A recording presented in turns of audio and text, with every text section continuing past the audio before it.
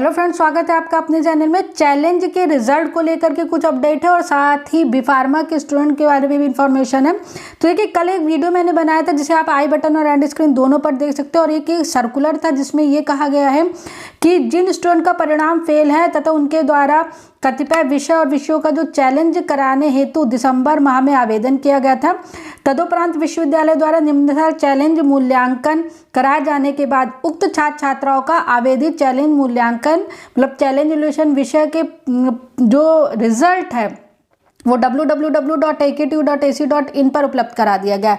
तो इस सर्कुलर की सच्चाई क्या है, तो कुछ स्टूडेंट ने मेरे पास कमेंट्स किया, उन्होंने बताया है जिसे आप स्क्रीनशॉट पर देख सकते हैं।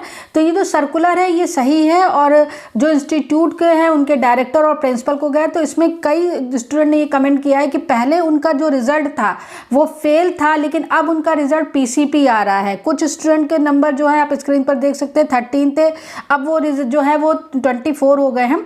तो चैलेंज के रिजल्ट जो है अपडेट हो रहे हैं। कुछ स्टूडेंट ये कह रहे हैं कि मेरे रिजल्ट अपडेट नहीं हुए हैं। तो अलग अलग प्रतिक्रिया है। तो अगर ये इस सर्कुलर की बात की जाए तो ये सर्कुलर बिल्कुल सही है। फेल वाले कुछ स्टूडेंट के PCP आए और कुछ मार्क्स भी चैलेंज के जो है वो इम्प्रूव किए गए रिसेंटली 1 या 2 दिन में। तो हो सकता 12 तारीख जो है व्हाट्सएप की डेट को एक्सटेंड कर दिया गया है तो एग्जामिनेशन फॉर्म की, तो हो सकता है जो बच्चे कुछ रिजल्ट है वो भी अब जो है चैलेंज के आ जाए। तो चैलेंज का ये जो सर्कुलर था ये बिल्कुल था। तो आप लोग अपने AKTRP पे जा करके अपने रिजल्ट्स को देखते रहिए चैलेंज वाले स्टूडेंट, ताकि वो अपना एग्ज़ाम फॉर्म भरना है कि नहीं या आगे एग्ज़ाम देना है कि नहीं वो ये डिसाइड कर सके। दूसरी इन्फॉर्मेशन बी.फार्मा वालों के लिए है। AKTU की तरफ से बी.फार्मा वालों के लिए एक सर्कुलर आया तो उसमें ये लिखा गया है कि जिन स्टूडेंट्स के रिजल्ट में स्टेटस में NPTY या NPFY है वो केवल फर्स्ट ईयर सेकेंड मतलब first sem, second same, third same और फोर्थ सेम का कैरी पेपर देने जाए। लेकिन उसके बाद भी स्टूडेंट लगातार कंफ्यूज थे कि किन्हें जाना है किन्हें नहीं जाना है। कुछ स्टूडेंट एग्जाम दे रहे तो आधे पेपर से उनका एग्जाम रोका गया है।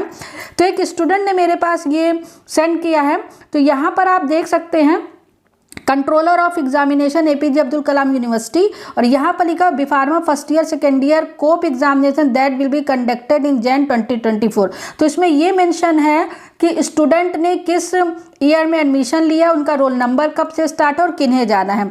तो अगर आपने सेशन 2020-21 और 21-22 में एडमिशन लिया है और आपका रोल नंबर 20 और 21 से स्टार्ट होता है तो आप इस पेपर देने जाएंगे। अगर आपकी first year first sem, second same, third same या फोर्थ सेम में कोई भी कैरी पेपर है तो आप देने जाएंगे, अदरवाइज आप देने नहीं जाएंगे। अगर आपने 22-23 में एडमिशन लिया और आपका रोल नंबर 22 से स्टार्ट हो रहा है तो आप फेज 2 में एग्जामिनेशन देंगे। अगर आपका first sem, second same, third same, fourth same में कोई कैरी पेपर है तो वो आप देंगे फेज 2 में जो मार्च में कंडक्ट किया जाएगा।